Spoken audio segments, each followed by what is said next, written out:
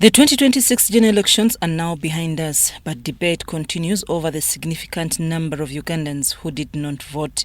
From presidential and parliamentary contests to local government and special interest group elections, the entire process was conducted under the legal framework managed by the Electoral Commission. The Commission's national register showed 21.6 million eligible voters, yet the final turnout stood at roughly 11 million. That means nearly half of registered voters did not participate. Observers and election analysts are still searching for answers.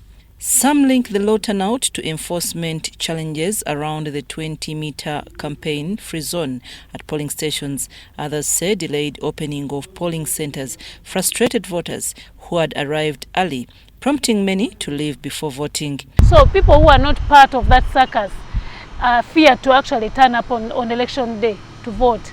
They decided to stay home because they thought that election day or polling day was going to be violence. There was going to be violence on polling day. So some of them stayed at home. A simple analysis at different polling stations where I visited, and you could see that out of the 700, 600 registered voters at certain polling stations, only 200 had turned out to vote.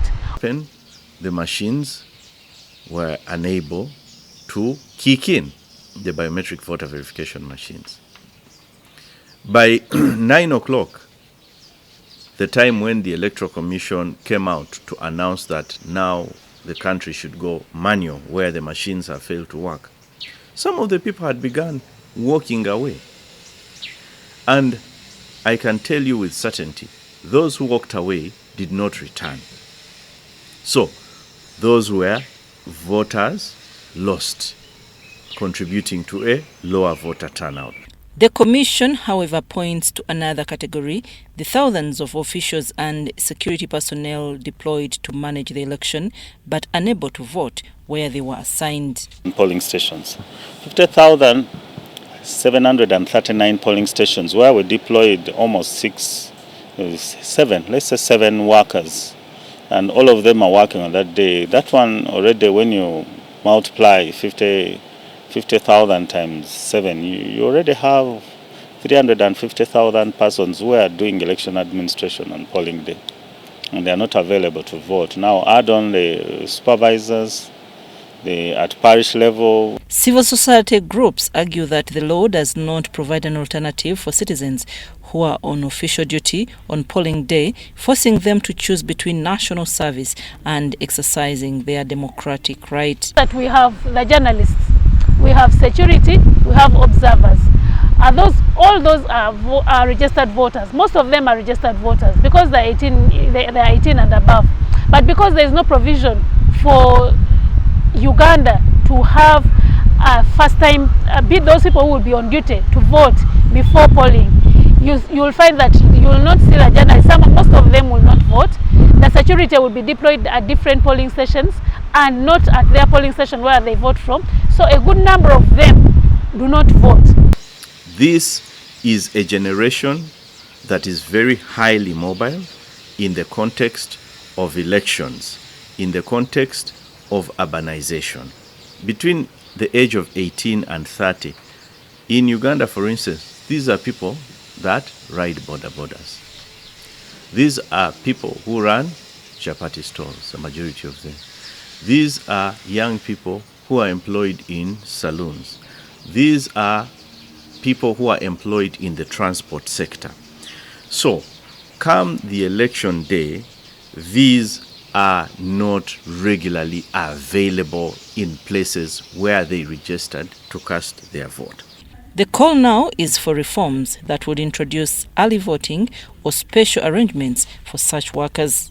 There are candidates agents who are deployed in different parts of the country across. And all these are some of I know that because on polling day they are required to be on duty in different places far from where they are registered from. The media, the journalists, whom we had the whole day, and they couldn't go to their places for voting. So I think there could be areas we need to look at, like and provide, for example, for early voting, it would also increase the number of people who turn up for election, especially those who will not be available on that day and can just... According to Crispin Kaheru, voter disengagement also stems from limited civic education and dissatisfaction with the candidates on offer.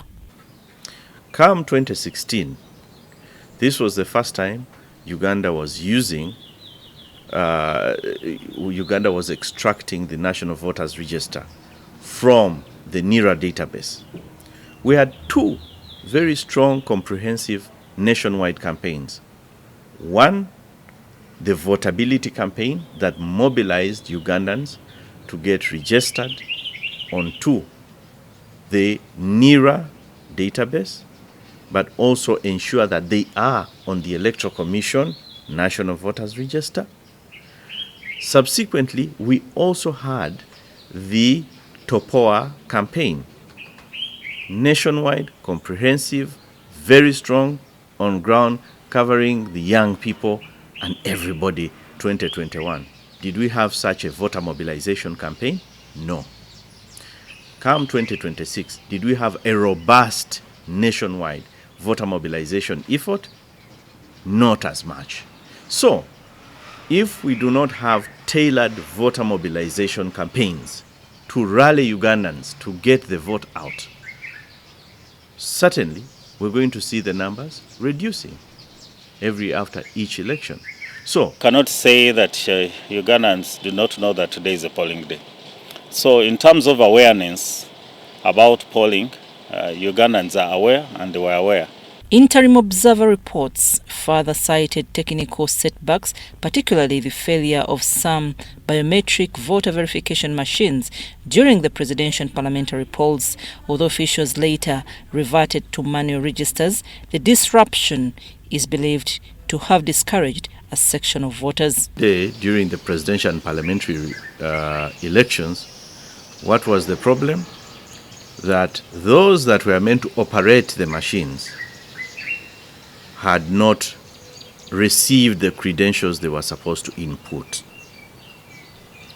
So it was a logistical operational problem rather than a technical failure of the machines. The returning officers who was in charge of one of the districts, I'm not going to mention, he said the machines were delivered late and there was something new, that there was a new feature that was installed in the machines for them to be able to utilize that feature. And that feature disorganized the whole system.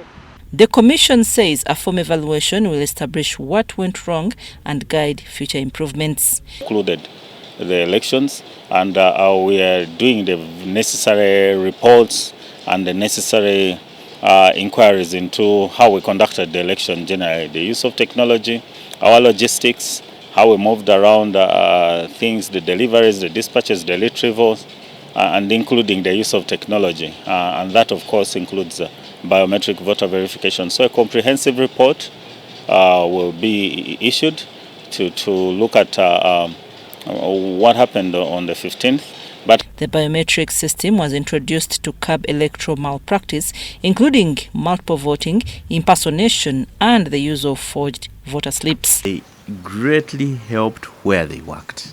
Greatly worked. They greatly helped.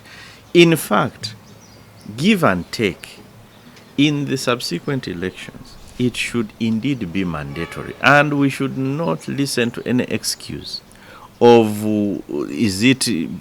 we have delayed to send the credentials, we are certain. No, they should work. That is the only way you're going to read the system of ballot stuffing, multiple voting. By the machine, a voter has a voter location slip which is recognized by the machine, but the machine does not recognize her facial or thumbprint.